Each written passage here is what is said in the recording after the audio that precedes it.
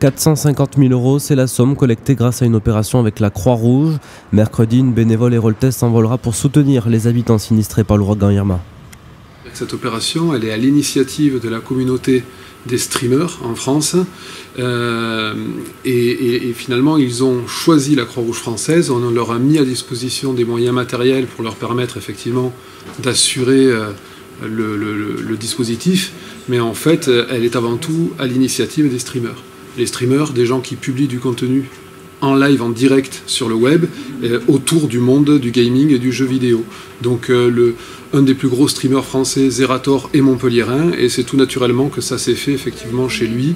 On a mis à disposition un petit peu de matériel, des chaises, des tables, et voilà, le feeling est bien passé, et on a mené une opération exceptionnelle. La communauté du gaming, elle a prouvé que finalement elle était capable de se mobiliser, et qu'elle était capable d'être généreuse et de réussir un petit exploit là. D'accord. Vous allez déployer sur le terrain une bénévole de la Croix-Rouge française, Aurélie Ruiz, 37 ans, infirmière de profession. Quelles seront ses missions une fois arrivée sur site? Alors, Irma, vous avez vu, catastrophe, ouragan catégorie 5.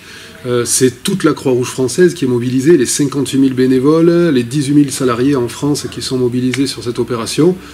La Croix-Rouge de l'Hérault, effectivement, envoie Aurélie Ruiz, qui est une infirmière bénévole de chez nous. Donc elle est infirmière coordinatrice territoriale.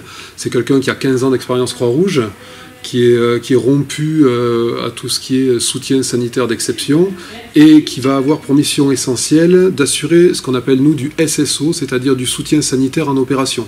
Son travail, ça va être d'appuyer finalement les équipes qui sont sur place et éventuellement de prodiguer des soins, des secours d'urgence aux intervenants Croix-Rouge sur place. Ils sont déjà environ 150 déployés, qui pourraient se blesser en intervention.